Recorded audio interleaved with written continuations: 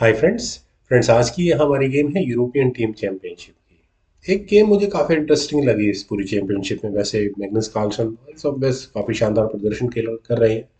Europe के लगभग सभी देश इसमें खेल रहे हैं। तो जर्मनी के खिलाड़ी विंसेंट काइमर का यहाँ मुकाबला हंगेरियन ग्रैंड मास्टर विक्टर एडोस से था। तो चलिए मैं शुरू करता हूँ डायरेक्टली यहाँ इस गेम को। D4 के साथ यहाँ काइमर ने शुरू किया। नाइट F6 का मूव यहाँ विक्टर का आया। C4 हुआ, E6, D3, D5, then bishop आया G2 स्क्वायर पर। Catalan opening, bishop E7, bishop knight F3 और इसके बाद यहाँ ब्लैक का आया कैसल। क्वीन आई C2 स्क्वायर पर, देन C6 और इसके बाद यहाँ विंसेंट काइमर ने कैसल किया।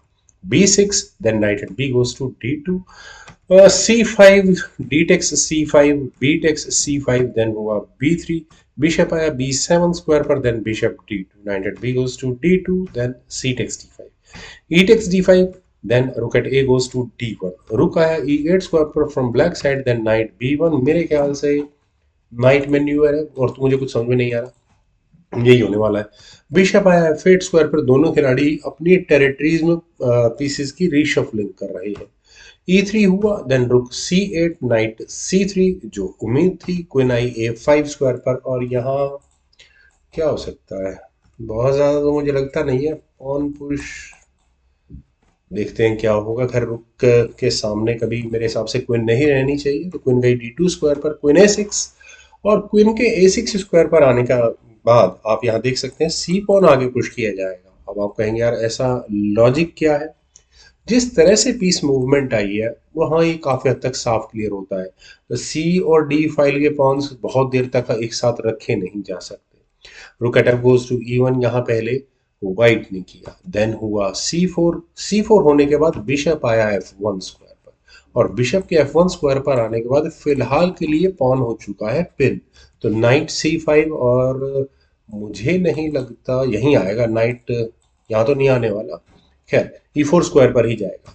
नाइट गया D4 स्क्वायर पर वाइट के नाइट के लिए भी अच्छी आउटपोस्ट है। यहाँ से नाइट कहाँ कहाँ प्रेशर बना सकता है, देखेंगे कहाँ कहाँ जाएगा। Knight at C goes to E4, क्वीन पर अटैक बना तो क्वीन हटी C2 स्क्वायर पर, knight takes C3, bishop takes C3 ताकि यहाँ पॉन का भी डिफेंस किया जा सके। मेरे ख्याल से और कोई वजह नहीं है। नाइट E4 यहाँ पहले विक्टर ने किया और उन्होंने बिशप को एलिमिनेट करने की कोशिश की, को कह सकते हैं। खैर उससे पहले व्हाइट ने अपने रुख को लिया B1 स्क्वायर पर और फ्रेंड्स यहाँ किसी तरह की टेक्टिकल पॉसिबिलिटीज को ढूंढने की कोशिश है। बिशप ने क्वीन पर पहले ही टारगेट लगा रखा है। नाइट बिल्कुल सही स्क्वायर पर है, यानी कि क्वीन को बिशप की डिफेंस से क्या डिफ्लेक्ट करवाया जा सकता है, देखेंगे। H5 का मूव पहले यहाँ ब्लैक ने खेला। बिशप आया A1 स्क्वायर पर, देन H4, F3, नाइट को हटाया यार, बहुत देर इस नाइट को परेशान करते हुए। तो नाइट कहाँ जाए, नाइट गया C5 स्क्वायर पर। नाइट के C5 स्क्वायर पर आने के बाद मुझे नहीं लगता कि यहाँ D3 स्क्वायर कोई बहुत स्ट्रांग होने वाला है उसके लिए। B takes C4, H takes G3, H takes G3, then queen आई H6 स्क्वायर पर और क्वीन का H6 स्क्वायर पर आना फिलहाल प्रेशर बनाता है एग्जैक्टली सेंटर के पॉन पर। क्वीन F2 यहाँ व्हाइट ने किया, मेरे ख्याल से ठीक भी है। बिशप आया A6 स्क्वायर पर और पॉन पर प्रेशर है क्या, बिल्कुल कह सकता हूँ। यहाँ अकेला गया C टेक्स D5 और यहाँ पर एक सेंटर का पॉन जरूर डी फाइल में एक काफी एडवांस पॉन यहाँ व्हाइट को मिल चुका है। व्हाइट को बस अपने इस ई पॉन को आगे पुश करना है and all will be good. खैर फिलहाल मूव है ब्लैक का। बिशप टेक्स F1 किया गया। क्वीन टेक्स F1 होने के बाद प्रॉब्लम्स हैं बिल्कुल मुझे लगता है। खैर जो भी हो, लेकिन रुक E5 के ऑप्शन को यूज करने में कोई बुराई नहीं थी। आगे किस तरह से ये गेम आगे बढ़ती है बहुत ज्यादा एक्सप्लेन करने की जरूरत नहीं, लेकिन हाँ व्हाइट भी तो अपने जी पॉन को आगे पुश कर देगा। अगर यहाँ जी पॉन आगे पुश होता है तो black rook takes D5 pawn मिलता है। सेंटर का पॉन ऑलरेडी मैंने बताया कि जैसे प्रॉब्लम्स में है। फिर चलते हैं यहाँ गेम पर। यहाँ खेला गया क्वीन G5 और क्वीन के G5 स्क्वायर पर आने के बाद G3 स्क्वायर को भी टारगेट करने की कोशिश यहाँ विक्टर की है।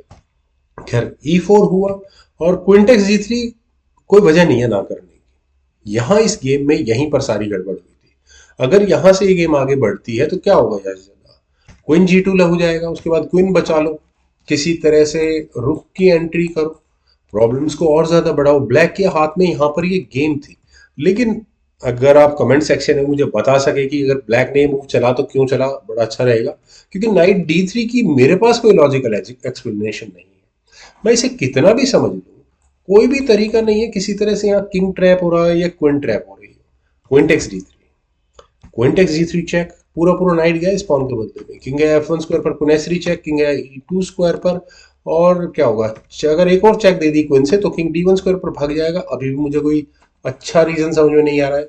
रुक तो है खैर यहाँ सी फाइल में, लेकिन डिफेंड है, पूरा पूरा डिफेंस है। चलिए क्वीन टेक्स A2 कर भी लिया तो आगे क्या होगा, वो भी क्वेश्चन आ जाता है। बल्कि नाइट C6 से यहाँ इस रुक की लाइन और बंद हो जाएगी बल्कि। चलिए गेम में देखते हैं। यहाँ खेला गया F5। F5 होने के बाद किंग गया D2 स्क्वायर पर, एक ब्रीदर मिला यहाँ रुक के सामने। ठीक है, किंग को रखना भी नहीं चाहिए था, लेकिन नाइट से भी लिया नहीं, नाइट से नहीं लिया जा सकता था। ठीक है, बिशप D6, बिशप के D6 स्क्वायर पर आने के बाद क्या होगा, एक ज्यादा से ज्यादा चेक आ जाएगी।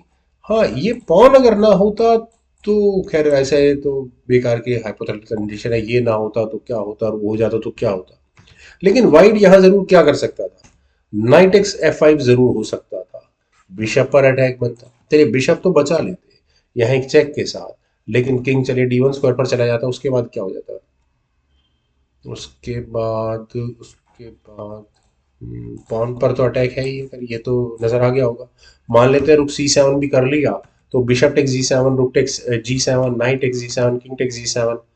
और क्या करें, आप एक चेक दे दें क्या, रुक B7 चेक। अब बड़े ही गड़बड़ वाली कंडीशन हो जाएगी यहाँ से। मान लेते हैं कि ये चेक दिया जाए किसी तरह से, पॉन का भी डिफेंस रह जाएगा।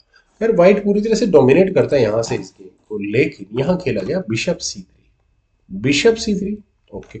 यहाँ व्हाइट के रुक के पास पूरा पूरा चांस है जाने का।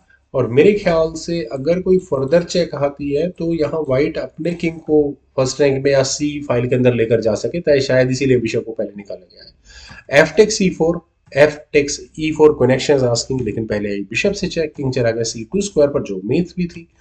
क्वीन G2 चेक, रुक बीच में लग जाएगा और उल्टा गेम फंस जाएगी यहाँ। तो यहाँ खेला गया रुक टेक C3 चेक। पहले ही एक नाइट यहाँ पर डाउन है और एक्सचेंज सेक्रीफाइस यहाँ विक्टर ने दिया है। दोनों खिलाड़ी की रेटिंग में डिफरेंस कितना है, 2-7, 2-1, 2-5, 5-7। रेटिंग में डिफरेंस तो अच्छा खासा है। खैर क्वीन टेक C3 और फ्रेंड्स, क्वीन टेक C3 होने के बाद मेरे ख्याल से विक्टर ने सोचा तो होगा कि ठीक है मैं क्वीन को पिन कर देता हूँ, लेकिन फायदा क्या हुआ, रुक C8 किया तो गया, लेकिन नाइट C6 है, खत्म। कोई पिन नहीं आने वाला, कोई क्वीन पिन नहीं होने वाली। क्वीन G2 चेक हो भी गया, देन फाइनल मूव था यहाँ पर विंसेंट काइमर का किंग B3। और यहाँ इस मूव के बाद फाइनली रिजाइन देना पड़ा विक्टर एडॉस को। फ्रेंड्स रेजिग्नेशन का रीजन अब क्या बताऊं मैं इसमें, रुक यहाँ दो रुक एक कंप्लीट रुक ही एक्स्ट्रा हो गया, बिशप के बदले में क्वीन नाइट लगा लो, क्वीन के सामने क्वीन हो गई, 2 पॉन्स है, 3 पॉन्स वाइट के पास है और जो कि सेंटर के, सबसे बड़ी दिक्कत तो यही है।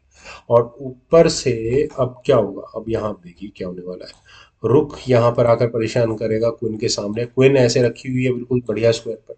फिलहाल ब्लैक अपने रुक को नहीं हटा सकता यहाँ, इस B8 स्क्वायर पर नाइट बिल्कुल सही आ चुका है। और ऊपर से अगले मूव में एक सबसे इंपॉर्टेंट मूव मैं यहाँ नजरअंदाज कर रहा हूँ, यहाँ आप देखिए ये फॉक भी है। अगले मूव में ये बहुत डेंजरस होगी, तो इससे बचने के लिए रुक C7 is the only option. और यही की जा सकती है, ज़्यादा से ज़्यादा चेक आ जाएगी, उस चेक से भी कोई भला नहीं होने वाला। उसका इलाज क्या करें, क्वीन को ले जाते हैं C2 स्क्वायर पर, क्वीन के लिए फोर्स कर लेते हैं, बाकी गेम अपने आप ही जीत जाएंगे। खैर फ्रेंड्स जो भी हो, वन साइडेड गेम है और विक्टर ने काफी बड़े ब्लंडर्स किए। मुझे उम्मीद है आप सभी लोगों को ये गेम जरूर पसंद आई होगी, तो आप लोग इस वीडियो को लाइक शेयर और मेरे यूट्यूब चैनल को प्लीज सब्सक्राइब जरूर करें। आपके कमेंट्स का मुझे बेहद इंतजार रहेगा। Thank you for watching, bye for now.